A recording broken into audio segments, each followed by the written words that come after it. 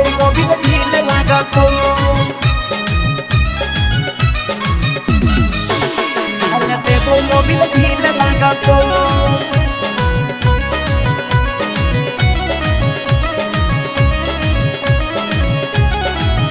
डाल देबो मोबिल ढील लागतो अभी हमरो सामान हके नया नया रे छौड़ा मरी है बच्चा के तो करी है दया रे डाल देबो मोबिल ढील लागतो अभी हमारो सामान हके नया नया रे छौड़ा मरी है बच्चा के तो करी है दया रे डाल देबो मोबिल ढील स्लिप को रे छौड़ा मुश्किल लगतो रे डाल देबो मोबिल ढील लागतो रे डाल देबो मोबिल ढील लागतो अभी हमारो सामान हके नया नया रे छौड़ा मरी है बच्चा के तो करी है दया रे डाल देबो मोबिल ढील लागतो अभी हमारो सामान हके नया नया रे छौड़ा मरी है बच्चा के तो करी है दया रे डाल देबो मोबिल ढील स्लिप को रे छौड़ा मुश्किल लगतो रे डाल देबो मोबिल ढील लागतो रे डाल देबो मोबिल ढील लागतो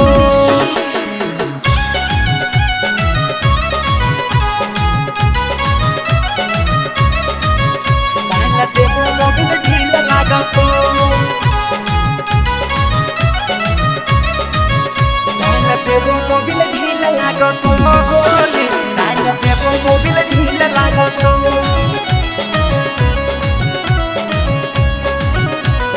देबो मोबिल ढील लागतो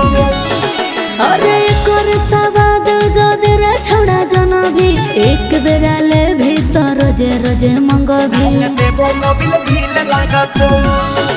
भले 2-4 महीना लागे छी तो तोरा सिकत गे हो जाएगी पुरान तोरा हो तो नहीं दिक्कत गे मॉडल हकहुआ जब छौड़ा गजब फील जगत रे डाल देबो मोबिल ढील लागतो रे डाल देबो मोबिल ढील लागतो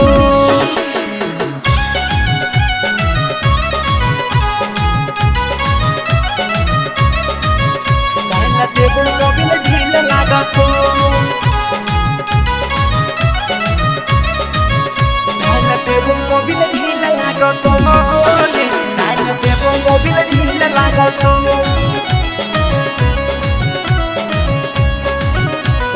देबो मोबिल ढील लागतो माइलेज दे तो ज्यादा भले एज हको कम रे ओइ तो भरपूर मजा कटिया मने रंजन रे देबो मोबिल ढील लागतो अति होतो नहीं दिक्कत जब चाबी घुसाइबोगे धीरे धीरे बढ़ाइबो छोड़ी होरा नाटा बइबोगे